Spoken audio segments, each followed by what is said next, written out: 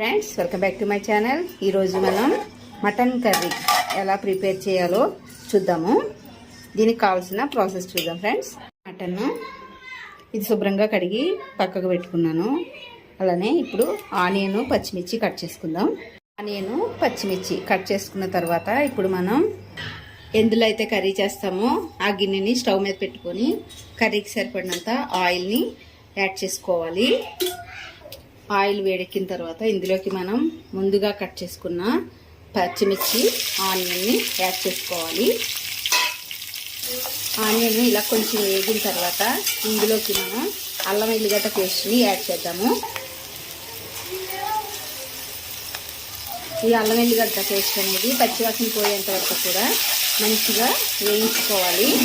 అలానే ఇందులోకి నేను కొంచెం కరివేపాకుని కూడా యాడ్ చేసుకుంటున్నాను. మీకు ఇష్టమైతే యాడ్ చేయండి, లేదంటే స్కిప్ చేయండి. ఆనియన్ పచ్చిమిర్చి మంచిగా వేగింది కదా, ఇప్పుడు ఇందులోకి మనం ముందుగా శుభ్రం చేసుకున్న మటన్ని యాడ్ చేద్దాము.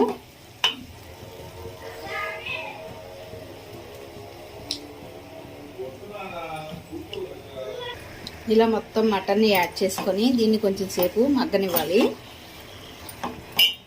ఇలా కొంచెం మటన్ మగ్గిన తర్వాత ఇందులోకి మనం ఇప్పుడు ఒక పావు స్పూన్ వరకు పసుపు, 1 టేబుల్ స్పూన్ ధనియాల పొడి, ఒక 3 టేబుల్ స్పూన్స్ వరకు కారం యాడ్ చేసుకుంటున్నాను.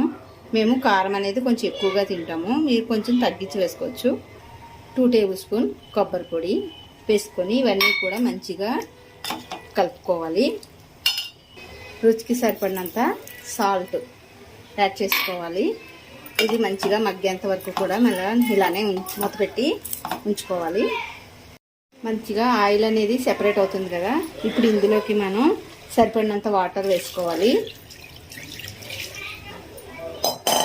ఇప్పుడు ఇది మనం కలుపుకొని మంచిగా ఉడికేంత వరకు కూడా కొంచెం సేపు హై ఫ్లేమ్లో పెట్టుకొని తర్వాత సిమ్లో పెట్టుకొని ఉడికించుకోవాలి.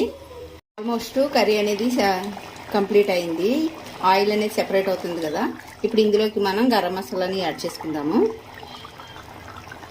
గరం మసాలా యాడ్ చేసుకున్న తర్వాత మరలా ఒకసారి కలుపుకొని కొంచెం సేపు ఇలానే ఉడికించుకోవాలి.